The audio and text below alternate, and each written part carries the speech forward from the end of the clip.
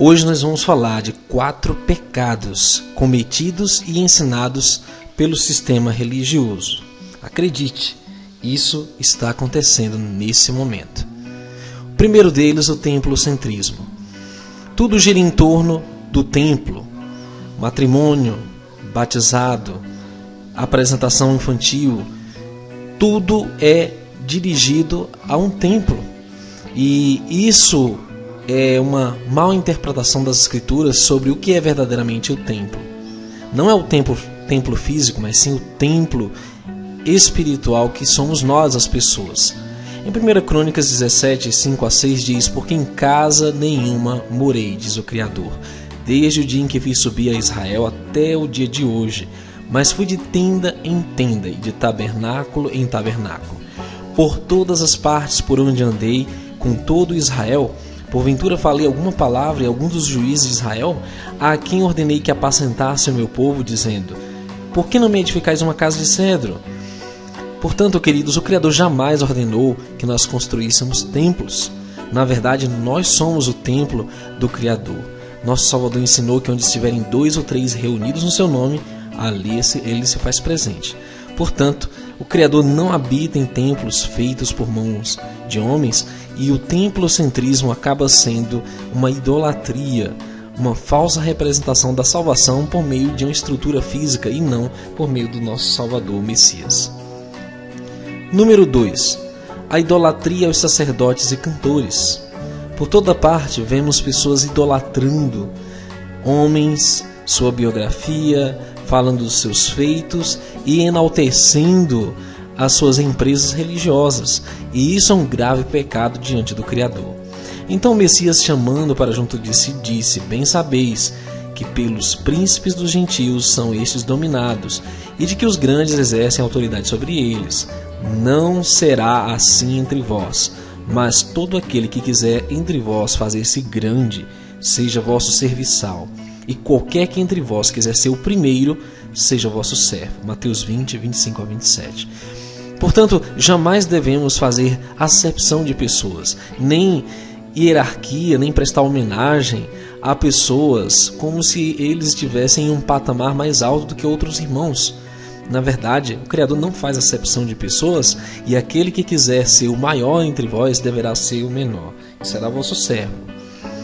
3. A avareza. Muitas pessoas acreditam que servir a Deus representa ser próspero, como Abraão era, outros patriarcas, e que a falta de enriquecimento é um sinal de pecado, de infidelidade nos dízimos e ofertas. Mas as Escrituras dizem: cobiçais e nada tendes, matais e sois invejosos e nada podeis alcançar, combateis e guerreais e nada tendes, porque não pedis. Pedis e não recebeis, porque pedis mal, para o gastardes em vossos deleites. Adúlteros e adúlteras, não sabeis vós que a amizade do mundo é inimizade contra o Criador? Portanto, qualquer que quiser ser amigo do mundo, constitui-se inimigo do Criador. Tiago 4, 2-4. É impossível para que você sirva o Criador nesse mundo e se você também sirva aos bens materiais. Nós não podemos servir a 2 senhores. E para obter riquezas nesse mundo, você precisa conciliar com as obras do maligno. Você precisa se conformar com esse mundo. E isso jamais as Escrituras ensinaram. Nós não vemos nenhum discípulo rico. Pelo contrário, eles eram desprezados e pobres para esse mundo, mas receberão 100 vezes mais no mundo vindouro. Número 4. A hipocrisia.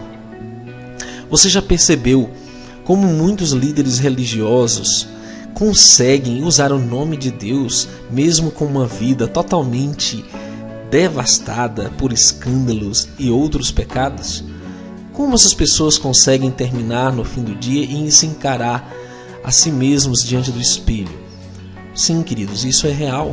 O Messias repreendeu duramente esses hipócritas, dizendo: hipócritas, bem profetizou Isaías a vosso respeito, dizendo: este povo se aproxima de mim com sua boca e me honra com seus lábios, mas o seu coração está longe de mim.